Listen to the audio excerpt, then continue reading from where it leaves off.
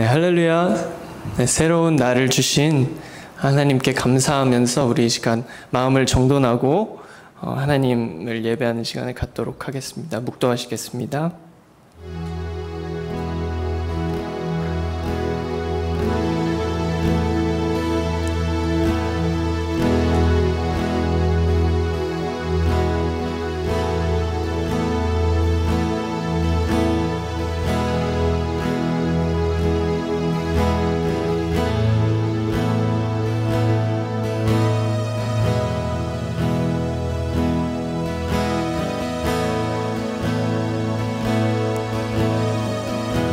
우리가 다 그의 충만한 데서 받으니 은혜 위에 은혜로라. 아멘. 주님, 그렇습니다. 주님, 저희가 저희 두 손에 가진 게 아무것도 없지만 오직 주님의 은혜로 말미암아서, 주님의 공로로 말미암아서 이 시간 주님께 나아갑니다. 주님, 기뻐 받아주시고 주님을 온전히 찬양할 수 있는 시간 될 수 있도록 도와주시옵소서. 예수님의 이름으로 기도드렸습니다. 아멘.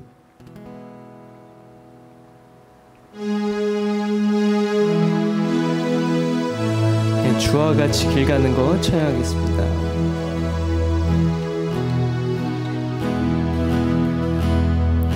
주와 같이 길 가는 것 즐거운 일 아닌가. 우리 주님 걸어가신 발자취를 밟겠네.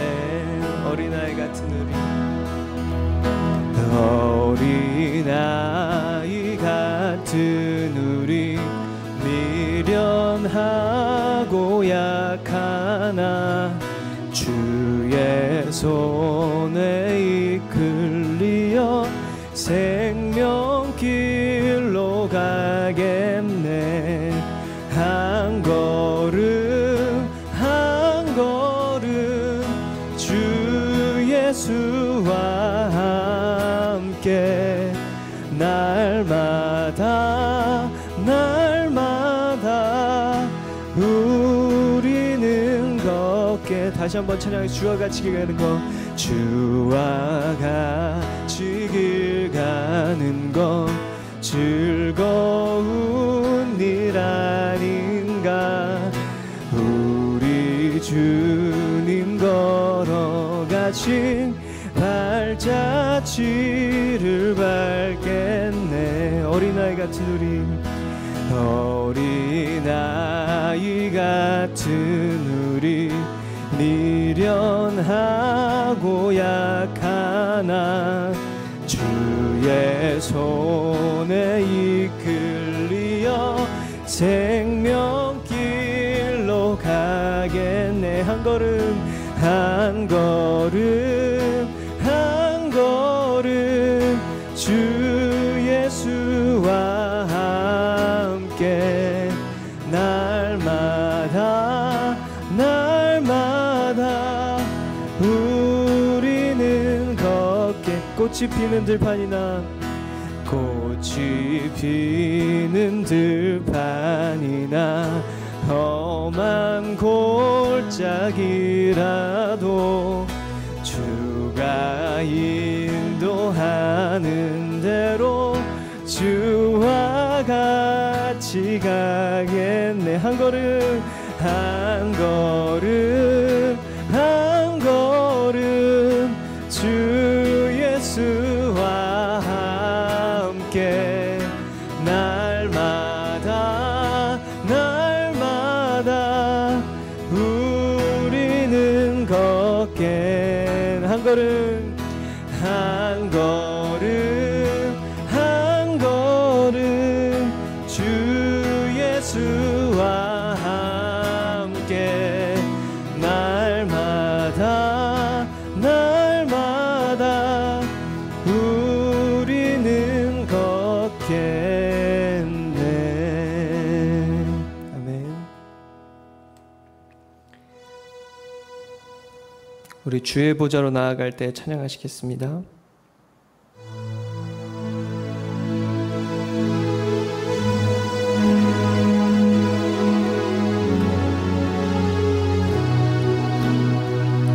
주의 보좌로 나아갈 때에 주의 보좌로 나아갈 때에 어떻게 나가야 할까?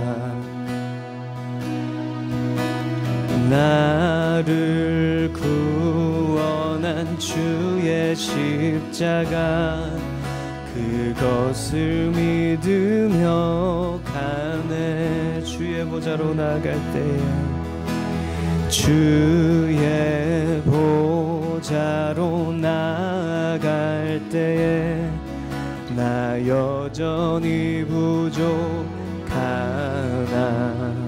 나를 품으신 주의 그 사랑, 나를 품으신 주의 그 사랑 그것을 믿으며 가네. 자격 없는 내 힘이 아닙니다. 자격 없는 내 힘이 아닌 오직 예수님의 보혈로, 오직 예수님의 보혈로, 자격 없는 내 힘이 아닌, 자격 없는 내 힘이 아닌 오직 예수님의 보혈로, 오직 예수님의 보혈로. 십자가의 보혈, 완전하신 사랑 힘입어 나갑니다.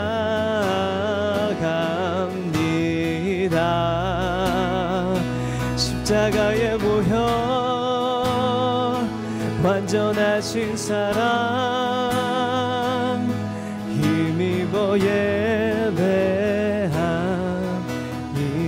주의 보좌로 나갈 때에, 주의 보좌로 나갈 때에 어떻게 나가야 할까? 나를 구원한 주의 십자가 그것을 믿으며 가네. 주의 보좌로 나갈 때에, 주의 보좌로 나갈 때에 나 여전히 부족하나.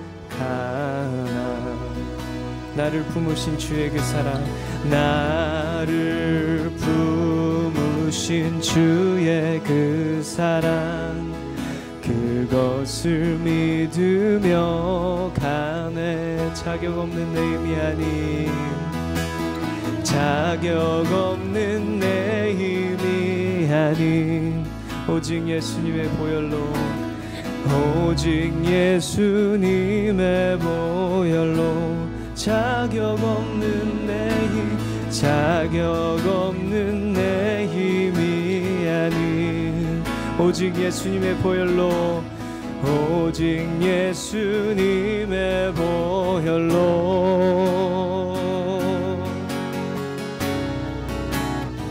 십자가의 보혈, 완전하신 사랑 힘입어 나갑니다.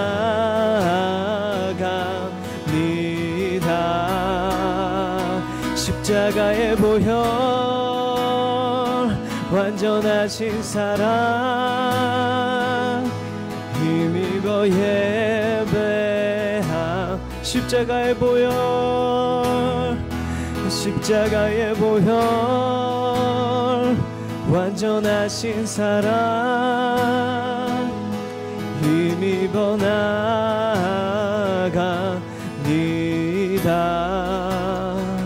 십자가의 보혈, 완전하신 사랑 힘입어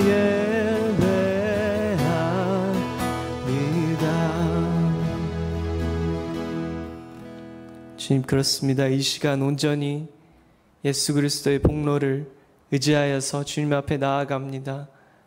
주님께서 하신 모든 일들, 그리고 십자가에 나타난 영광을 주님 기뻐하게 해주시고 예배할 수 있는 시간 주시옵소서. 모든 말씀 살아계신 예수 그리스도의 이름으로 간절히 기도드렸사옵나이다. 아멘.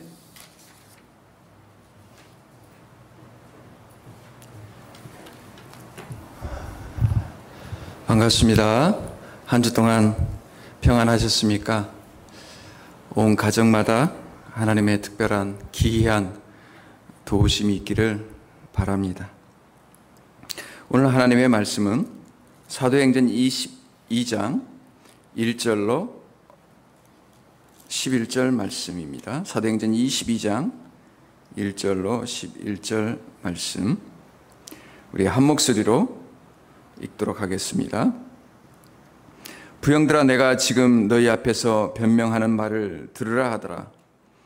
저희가 그 히브리 방언으로 말함을 듣고 더욱 중용한지라. 이어 가로되, 나는 유대인으로 길리기아 다소에서 났고 이성에서 자라 가말리엘의 문화에서 우리 조상들의 율법에 엄한 교훈을 받았고 오늘 너희 모든 사람처럼 하나님께 대하여 열심하는 자라. 내가 이 돌을 핍박하여 사람을 죽이기까지 하고 남녀를 결박하여 옥에 넘겼노니 이에 대제사장과 모든 장로들이 내 증인이라. 또 내가 저희에게 다메섹 형제들에게 가는 공문을 받아가지고 거기 있는 자들도 결박하여 예루살렘으로 끌어다가 형벌받게 하려고 가더니 가는데 다메섹에 가까웠을 때에 오정쯤 되어 호련히 하늘로서 큰 빛이 나를 둘러 비추매 내가 땅에 엎드려져 들으니 소리 있어 가로되, 사울아 사울아, 네가 왜 나를 핍박하느냐 하시거늘 내가 대답하되, 주여 누이시니까 하니 가라사대, 나는 내가 핍박하는 나사렛 예수라 하시더라. 나와 함께 있는 사람들이 빛은 보면서도 나더러 말하시는 이의 소리는 듣지 못하더라. 내가 가로되, 주여 무엇을 하리이까? 주께서 가라사대, 일어나 다메섹으로 들어가라. 정한 바 너의 모든 행할 것을 거기서 누가 이르리라 하시거늘 나는 그 빛의 광채를 인하여 볼 수 없게 되었으므로 나와 함께 있는 사람들의 손에 끌려 다메섹에 들어가노라. 아멘.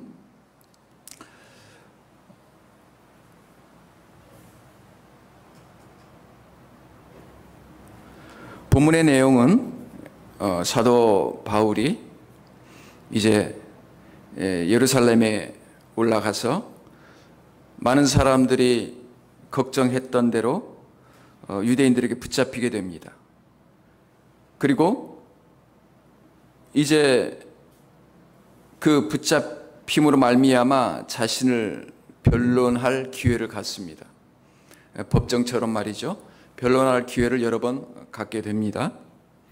그리고 그 변론을 통해서 자기를 변호하는 거지만 그 변론을 통해서 자신의 신앙과 예수 그리스도를 어떻게 만났는지 이야기를 나누게 됩니다.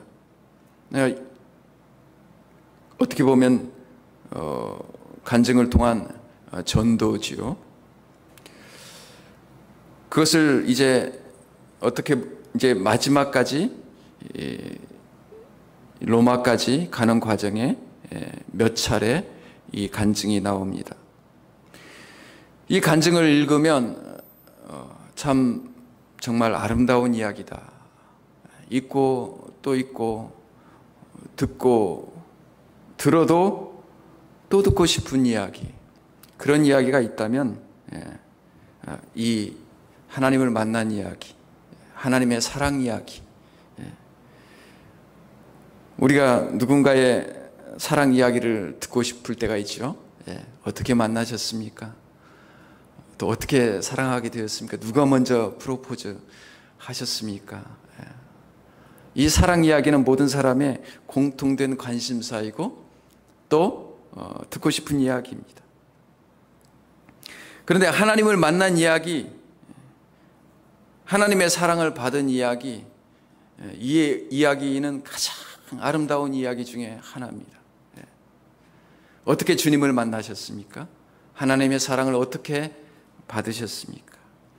듣고 싶고 말하고 싶고, 그리고 또 듣고 말해도 질리지 않는 이야기. 오늘은 그 이야기를 한번 해보려고 합니다. 가장 아름다운 이야기. 성경에서 가장 아름다운 이야기가 무엇일까? 우리 인생의 가장 아름다운 이야기가 무엇일까? 여러분에게 그렇게 질문을 한다면 여러분은 어떤 이야기를 하시겠습니까? 나의 가장 아름다운 이야기는 어렸을 적 이야기입니다. 나의 가장 아름다운 이야기는 사업에 성공했을 때 이야기입니다. 나의 가장 아름다운 이야기는 리타이어하고 노년의 이야기입니다. 여러분의 가장 아름다운 이야기가 하나님의 사랑 이야기가 될 수 있기를 바랍니다. 만약에 그렇지 않다면 하나님을 만난 이야기나 하나님의 사랑 이야기가 가장 아름다운 이야기가 되지 않는다면 여러분의 인생은 가장 슬픈 스토리가 될 것입니다. 여러분의 인생은 가장 비극적인 이야기로 결말되어질 것입니다. 오늘 사도 바울은 자신의 이제 마지막 어떻게 보면 선교요, 전도요, 고백이죠. 하나님을 만난 이야기를 시작을 합니다. 그 아름다운 이야기는 자신의 이야기로부터 시작합니다. 3절에 보니까 내가 하나님께 대하여 열심히 있는 자였다 이렇게 시작합니다. 내가 하나님께 대해서 열심히 있었다. 사도 바울이 히브리 말로 많은 사람들 앞에서 이야기를 합니다.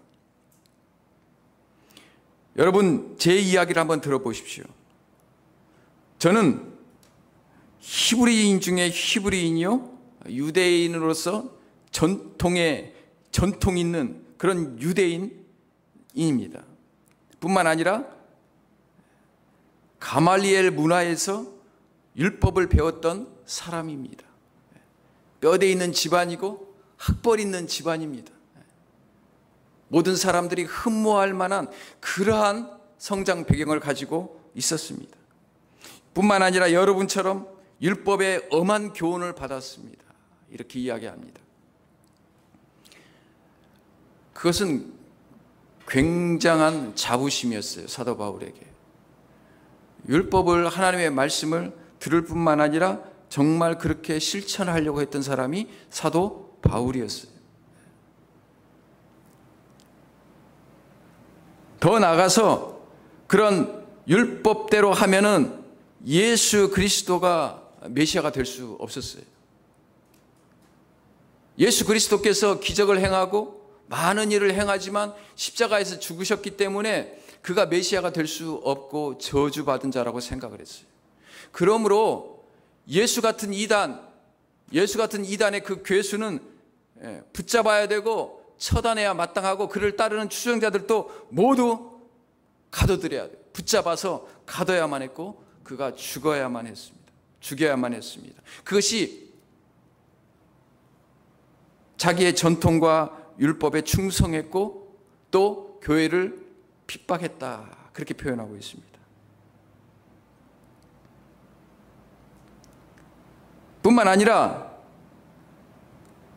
그는 그 충성이 과해서 다른 나라에까지 가서 믿는 자들을 붙잡아 왔어요.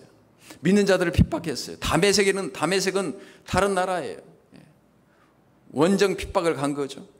원정 핍박을 가서 그들을 붙잡으려고 지금 다메섹 도상에서 가는 중에 일어난 사건을 이야기하고 있는 거예요.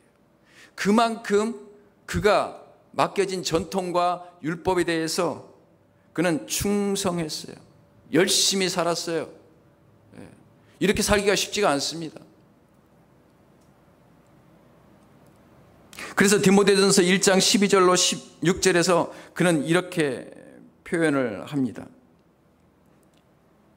내가 전에는 회방자요 핍박자요 포행자였으나 도리어 긍휼을 입은 것은 내가 믿지 아니할 때에 알지 못하고 행하였음이라. 그래서 자기가 진리라고 알았던 거죠. 이게 하나님의 뜻이라고 알았던 거죠. 그러니까 자기는 정말 열심히 하고 충성을 다해서 그 일을 행했던 거예요. 그래서 하나님이 그걸 볼 때 안타까웠던 거죠. 그게 하나님의 뜻이 아닌데, 그게 진리가 아닌데 그게 바른 길이 아니고 그게 바른 가치가 아닌데 그렇게 목숨 걸고 달려가는 그 사도 바울을 보면서 하나님께서 긍휼히 여기셨다는 거예요. 불쌍히 여기셨다는 거예요. 안타깝게 여기셨다는 거예요. 살기는 사는데, 열심히 살기는 사는데, 부지런히 살기는 사는데, 하나님의 뜻이라고 믿고 사는데 그게 진리가 아니고 바른 길이 아니라는 거죠. 그래서 사도 바울이 그렇게 고백을 하는 겁니다. 그때에 내가 믿지 아니할 때에 알지 못하고 행하였습니다. 자기가 믿지 않을 때, 예수 그리스도를 믿지 않을 때에 자기가 행했던 모든 것들이 잘못된 것들이었던 거죠.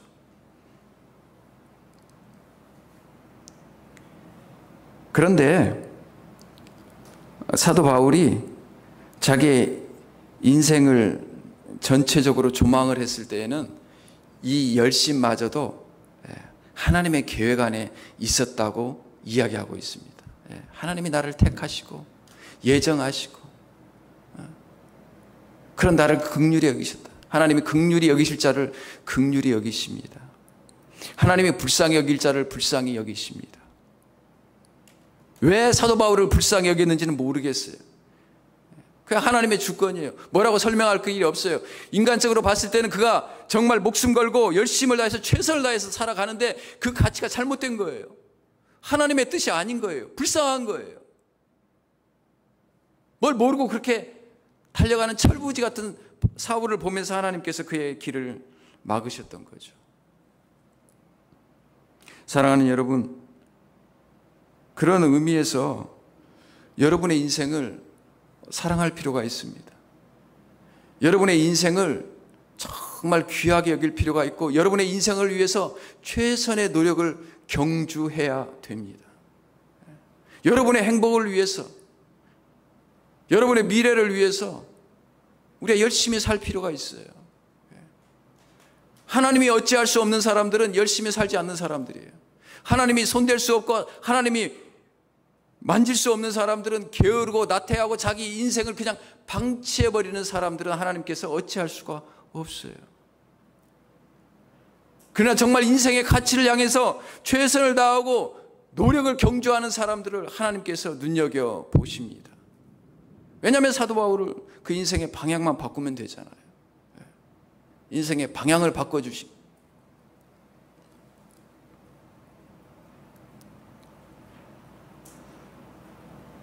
여러분, 안도현 시인의 너에게 묻는다라는 시가 있습니다.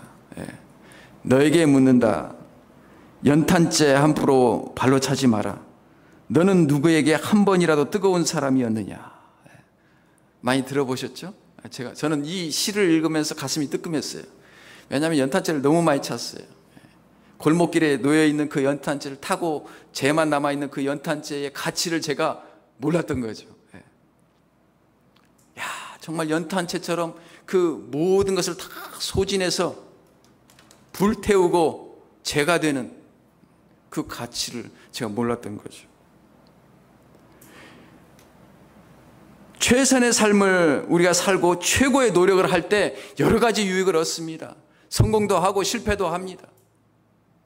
내가 공부를 향해서 최선을 다하고 사업을 성공하기 위해서 최선을 다하고 한 여인을 얻기 위해서 그 사랑에 목숨을 걸고 최선을 다하는 것은 가치가 있는 거예요. 한 민족을 위해서, 나라를 지키기 위해서 자기 목숨을 거는 것 가치가 있는 거예요. 그렇게 살 때 우리는 뭔가 새로운 가치들을 발견하게 됩니다. 뿐만 아니라 정말 내가 그렇게 최선을 다해서 살면 최선을 다해서 사는 사람들의 가치도 알게 됩니다. 정말 그렇게 열심히 수고했구나. 이게 보통 일이 아니구나. 이 선물을 내가 이렇게 준비하는 것이 이게 보통 일이 아니구나. 보통 정성이 들어가는 것이 아니구나. 그것을 우리가 깨닫게 돼요. 누군가 나에게 희생했을 때 그 희생이 보통 희생이 아니구나. 자녀를 위해서 자녀를 키워보고 또 희생하고 수고하고 참고 인내할 때 나를 향하신 그 부모님의 가치들, 수고와 희생의 가치들을 발견할 수 있어요. 내가 그렇게 살아갈 때 수많은 가치들을 내가 발견할 수 있어요. 내가 어떻게 하면 내가 정말 행복해질 수 있을까? 좀 더 높은 가치를 발견하게 되고, 좀 더 높은 가치를 발견하게 되고, 좀 더 수고하게 되고, 그러한 가치들을 위해서 살아가고 열심을 다해서 살아갈 때 결국에 마주치고 마주대하게 되는 것이 뭐냐? 죽음입니다. 죽음이에요. 내가 그걸 목숨 걸고 생명 걸고 죽을 만한 가치가 있느냐? 그걸 위해서 내가 죽을 만한 가치가 있느냐? 사랑을 위해서 죽을 만한 가치가 있느냐? 돈을 위해서 죽을 만한 가치가 있느냐? 그 사람을 위해서 죽을 만한 가치가 있느냐? 그 죽음과 맞닥뜨리게 됩니다. 사랑하는 여러분 죽음을 능가할 만한 가치를 발견했습니까? 그렇다면 여러분 굉장히 행복하신 분들입니다. 네. 여러분 목숨 걸 만한 가치를 발견하셨나요? 그러면 정말 행복하신 분이에요. 여러분 성공하신 거예요. 네. 그러면 정말 성공한 거예요. 정말 그 죽음이 임박했을 때 내가 그 죽음에 대해서 담대해지고 그 죽음을 능가할 만한 가치가 있다면 여러분 성공한 것입니다. 네. 사도 바울은 그럴 준비가 안 되어 있어요. 율법을 위해서 살고 그 율법으로 인해서 자기 자부심, 자기 의로 살아왔지만 아직도 준비가 안 되어 있었던 사람입니다. 여러분 잘 아시는 요한 웨슬레가 있습니다. 감리교의 시작을 하셨던 분이죠. 이 요한 웨슬레를 살펴보면 어렸을 때부터 어머니로부터 물론 그 가족 증조 할아버지까지 다 3대째 목사 집안이고 엄격한 신앙 교육과 훈련을 받았던 사람이에요. 19남매 중에 5번째로 그는 늘 정말 성실한 사람이었어요. 매일 2시간씩 성경 읽고 기도하고, 그래서 결국에는 옥스퍼드 대를 가게 되고 그곳에서 클럽을 만들어서 기도 활동을 하게 되고 자기가 하나님을 위해서 살고 하나님을 위해서 봉사하겠다는 열정이 생기기 시작할 때 그가 미국 애틀란타로 선교 여행을 계획합니다. 그리고 배를 탑니다. 배에 몸을 싣고 갈 때쯤에 큰 풍랑을 만납니다. 풍랑을 만나고 그 배에 물이 들어오고 난파되기 일보 직전에 그 마음 가운데 두려움이 엄습합니다. 내가 천국 갈 확신이 없는 거예요. 자기 안에 지금 죽음이 임박했는데 마음속에 평안이 없는 거예요. 그러면서 한 무리를 봅니다. 한 무리가 그곳에서 찬양을 하는 거예요. 자기는 지금 안절부절하고 두려움에 떨고 있는데 그 죽음 앞에서 두려워하고 있는데 한 곳에서는 찬양을 하고 있는 거예요. 그게 바로 모라비안 교도들이었어요. 그들은 하나님의 자녀에 대한 확신이 있었던 거예요. 천국에 대한 확신이 있었던 거예요. 그리고 그때 자신을 발견하게 됩니다. 아, 내가 하나님의 자녀라는 확신이 없구나. 내가 지금 당장 죽으면 천국에 갈 확신이 없구나.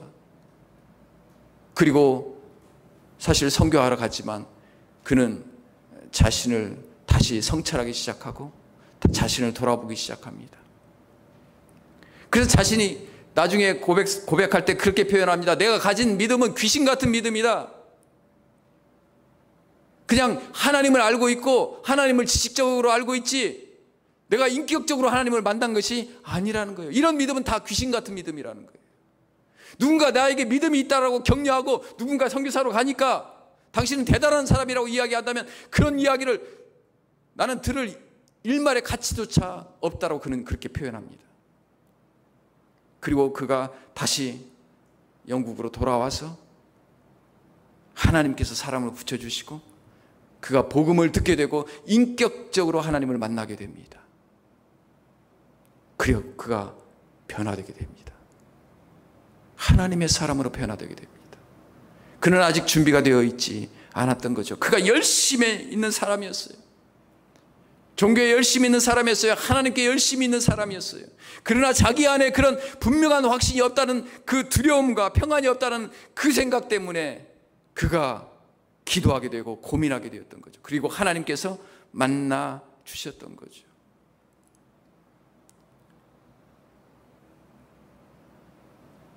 이 모든 것이 사실은 하나님의 계획 안에 있었던 거죠. 그의 수고와 그의 노력이 헛되지 않았던 거죠. 하나님을 찾으려고, 하나님을 만나려고 했던 그 갈망을 하나님께서 불쌍히 보시고 그를 만나 주셨던 거죠. 인생의 아름다운 이야기들은 이렇게 우리의 분투, 때로는 우리의 노력, 정말 하나님을 찾고자 하는 노력, 하나님을 만나고자 하는 그런 갈망들, 이런 것으로 시작이 됩니다. 그리고 사도 바울이 그렇게 다메섹 도상을 가고 있을 그때에 뭐라고 이야기합니까? 오정쯤 되어 호련히 하늘로서 큰 빛이 나를 둘러 비춤에 내가 땅에 엎드려져 들으니 소리 있어 가로되 사울아 사울아 내가 왜 나를 핍박하느냐. 자기 이름을 부르는 것을 듣게 되죠. 그런데 많은 사람들이 그 빛은 봤는데 보면서도 말하는 이의 소리는 듣지 못하였다. 그러니까 누구만 들은 거예요? 사도 바울만 듣는 거예요. 아니, 하나님께서 사도 바울만 들을 수 있도록 말씀하시는 거예요. 하나님께서 우리를 만나 주실 때, 우리를 부르실 때 다수를 그냥 부르시는 게 아니에요. 어이, 그쪽 1분단 나를 좀 보지. 그쪽 뒤에 있는 사람들 나를 좀 보고 대답을 한번 해봐. 하나님은 그렇게 부르시지 않습니다. 하나님은 부르실 때 이름을 부르십니다. 사울아 사울아 아담아 아담아 내가 어디 있느냐. 삭개오야 내려오라. 하나님은 그렇게 이름을 부르십니다. 물론 예수님은 대중적으로 가르치시죠. 대중적으로 가르치셨죠. 대중적으로 많은 무리들을 가르치셨지만 부르실 때는 예수님께서 항상 이름을 부르셨어요. 이름을 부르셨어요. 그러니까 아직 하나님이 나를 부르셨는지, 내 이름을 부르셨는지 안 부르셨는지 애매하다면 여러분 아직 안 부른 거예요. 애매하면 안 부른 거예요. 천지를 지으신 창조주 하나님이 나를 위하여 십자가에서 죽으신 부활하신 그 예수님께서 어떻게 애매모호하게 이름을 부르시겠어요? 비슷하게 이름을 불러요? 대충 부릅니까? 나를 알고 나를 지으신 분이신데 어떻게 그렇게 대충 부릅니까? 분명하게 부르시죠. 사울은 그 음성을 들었어요. 사울아 사울아. 아마 이 음성을 들었을 때에 바로 직감했을 거예요. 바로 알았을 거예요. 이분이 바로 예수님이구나. 말하지 않아도, 질문하지 않아도 알았을 거예요. 주여. 바로 주여가 나오잖아. 주여 누구십니까? 알면서도 물어보는 거죠. 당신 누구십니까? 나는 내가 핍박하는 예수니라. 다시 한번 이야기를 해 주십니다.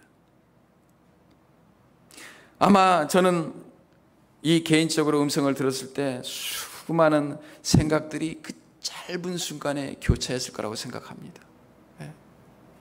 어떻게 내 이름을 아시지? 어떻게 나를 알고 있지? 어떻게 여기까지 나를 쫓아오셨지? 내가 여기 가는 길을 어떻게 알고 계셨지? 어떻게 내 마음을 알고 계셨지? 아니, 더 나아가서 나 같은 죄인을 왜 쫓아오셨지? 왜 추적하셨지? 갑자기 이 예수님이라는 생각이 들었을 때 자기가 행했던 얼마나 많은 죄들이 생각났을까요?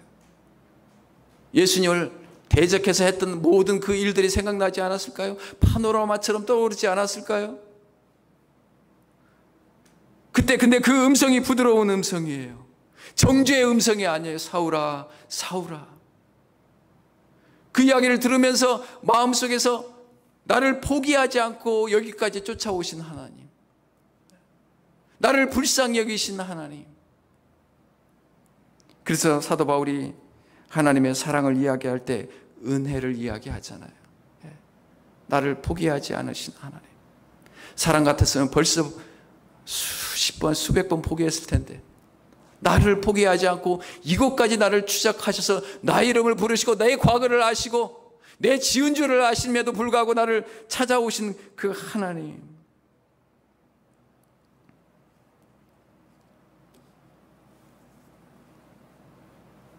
그래서 사도 바울이 이야기를 하죠. 바로 알았어요. 하나님, 그러면 뭐라고 이야기합니까? 10절에 내가 가로되 주여 무엇을 하리이까? 주께서 가라사대 일어나 다메섹으로 들어가라. 지금까지 자기가 해온 것이 다 생각이 난 거죠. 아니 하나님, 어떻게 내가 그런 짓을 할 수 있었을까? 어떻게 내가 스데반을 죽일 수 있었고 어떻게 그 악하게 그들을 다 붙잡아서 매로 치고 감옥에 가둘 수 있었을까? 예전에는 죄가 아니라고 생각했던 모든 죄악들이 다 떠올랐을 거예요. 다 생각났을 거예요. 필름처럼, 비디오처럼 다 그 생각들이 지나갔을 거예요. 예수는 저주할 자라고 생각을 했어요. 예수는 버림받은 하나님으로부터 버림받은 사람이라고 생각했을 거예요. 예수는 흠모할 것도 없고 그러한 사람이라고 생각했는데 예수님이 주인이시고 예수님이 부활하셔서 하나님이셔서 지금 내 곁에 나타나셨다는 것이 얼마나 큰 충격이었을까요? 그러면 내가 무엇을 해야겠습니까?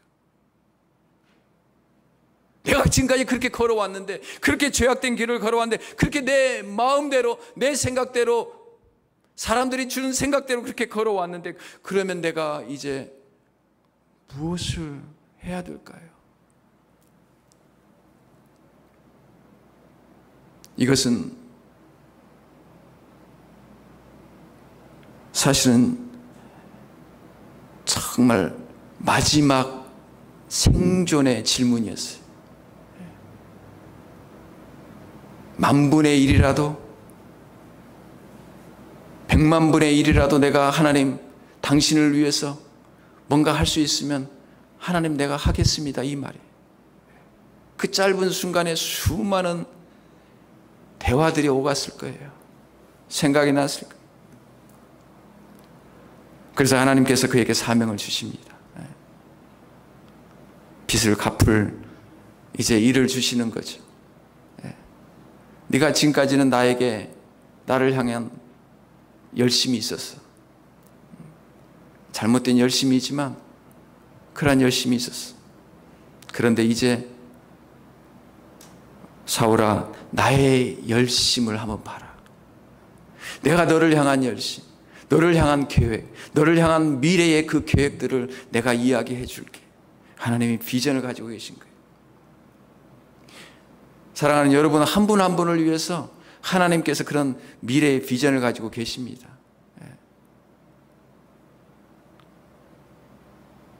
그게 비전이 뭐예요? 이방인을 위한 선교였어요. 이제 10절부터 계속해서 그 이야기가 나옵니다. 다메섹으로 들어가 정한 바 너의 모든 해야 할 것을 거기서 누가 이르리라. 21절에 보니까 나더러 또 이르시되 떠나가라. 내가 너를 멀리 이방인에게로 보내리라 하셨느니라. 하나님께서 한 걸음 한 걸음 하나님 앞에 갈 때마다 하나님께서 조금 더 구체적으로 그 비전을 보여주시고 인도해 주셔요. 하나님께서 우리를 부르실 때는 하나님께서 여러분을 향한 비전을 가지고 계세요. 여러분을 향한 인생의 청사진을 가지고 계세요.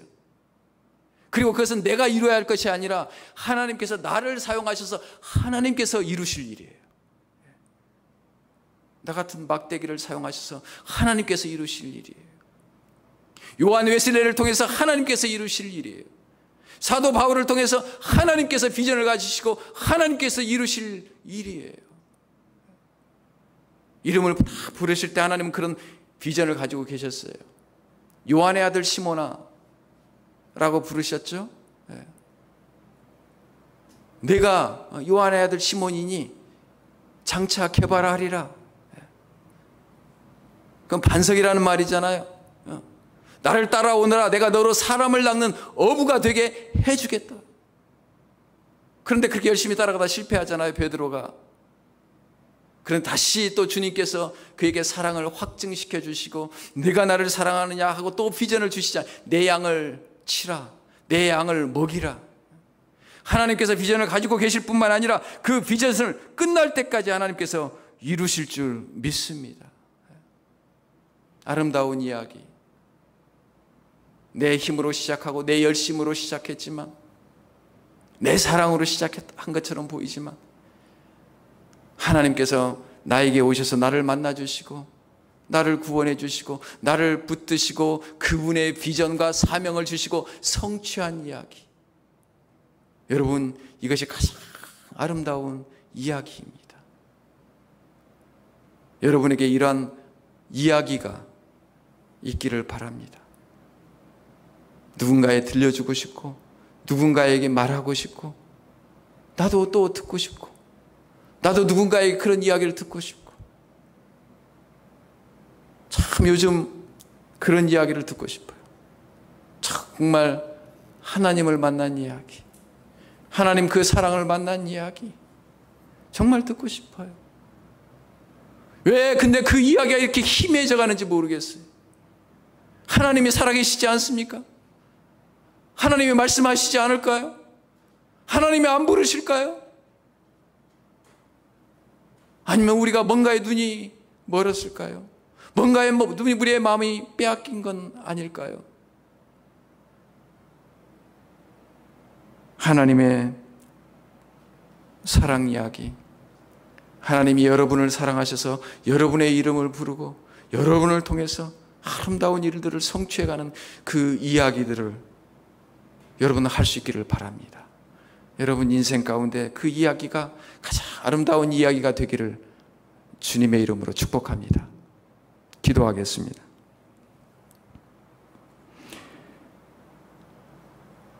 아버지 하나님, 참 내 열심으로